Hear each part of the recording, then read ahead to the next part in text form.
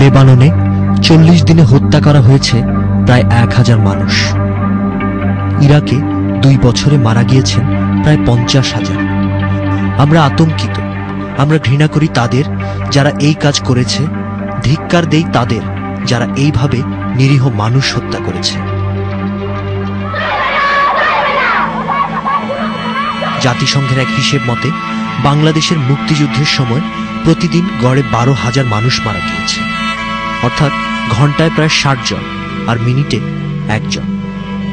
1971 সাল 30 লক্ষ মানুষের জীবনদান, 2 লক্ষ মা বোনের সম্ভ্রমহানি আর 3 কোটি মানুষের গৃহহীন হওয়ার মধ্য দিয়ে মানচিত্রে স্থান করে নেয় বাংলাদেশ।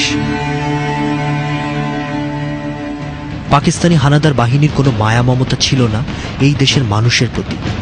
তাদের মতে আমরা অমানুষ, আমাদের মা এবং বোনেরা গনিমতের মাল এবং তারা হিন্দু হয়ে যাচ্ছে, অতএব তাদেরকে ধর্ষণ করা যায়।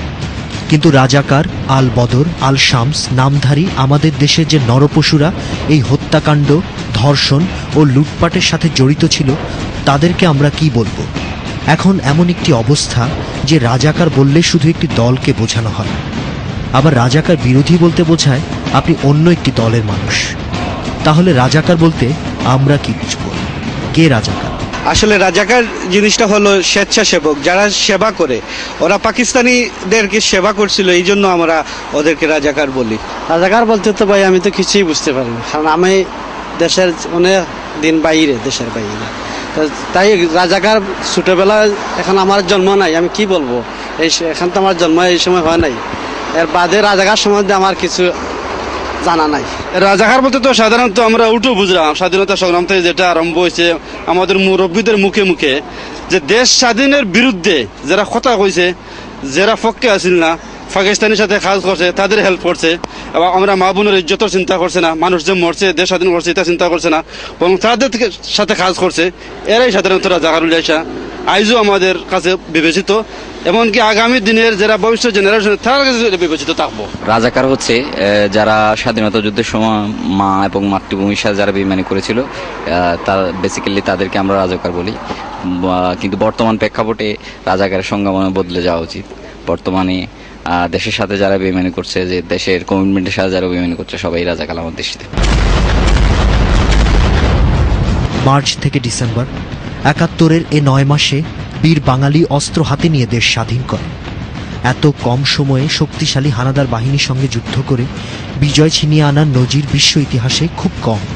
হয়তো আরো কম সময়ে বাংলাদেশ স্বাধীন হতে পারত যদি সে সময় না থাকত কুখ্যাত শান্তি বাহিনী, জামায়াত ইসলামী, মুসলিম লীগ, রাজাকার, আল বদর, আল শামস, মুজাহিদ এবং east Pakistan civil armed forces.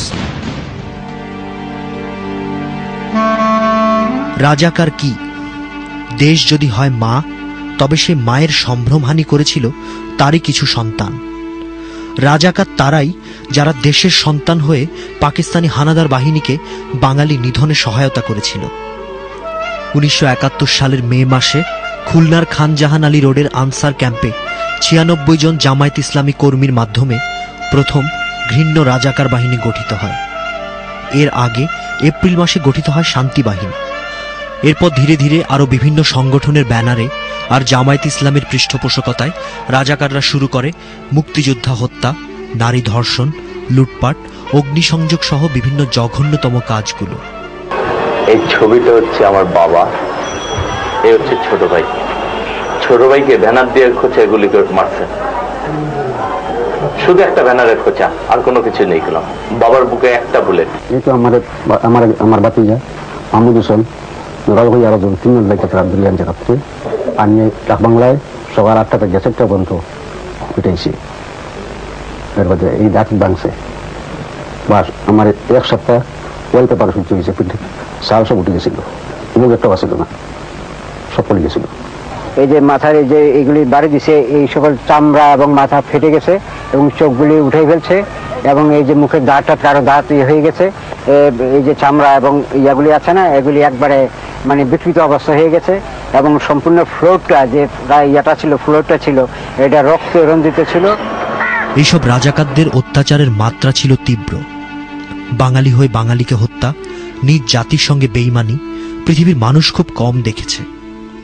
মায়ের কোল থেকে শিশু কেড়ে নিয়ে হত্যা, পুত্রের সামনে মাকে ধর্ষণ, বাবার সামনে কন্যার সম্ভ্রমহানি, ধর্ষণের পর মেয়েদের অঙ্গহানি থেকে শুরু করে পাকিস্তানিদের মনোরঞ্জনের জন্য গ্রাম থেকে মেয়ে ধরে আনা, এমন কোনো কাজ নেই রাজাকাররা করেনি। ধর্মের নামে এইসব জঘন্য কাজগুলো পাকিস্তান রক্ষার্থে ধর্মীয়ভাবে জায়েজ মনে করত। আর তাই স্বাধীনতার এত বছর পরেও এত দম্ভ তাদের। জনকণ্ঠ নামক একটা পত্রিকায় এই রাজাকার সেই রাজাকার এই হেডিং এ নিয়মিত প্রতিবেদন ছেপেছে এবং তার মাসুল আওয়ামী লীগকে দিতে হয়েছে। অতএব এটা বাংলাদেশের রাজনীতিতে এখন কোনো ইস্যু নয়। বাংলার মানুষ আজকে অসহায়। বাংলাদেশের মাটিতে আজকে রাজাকাররা প্রতিষ্ঠিত। যে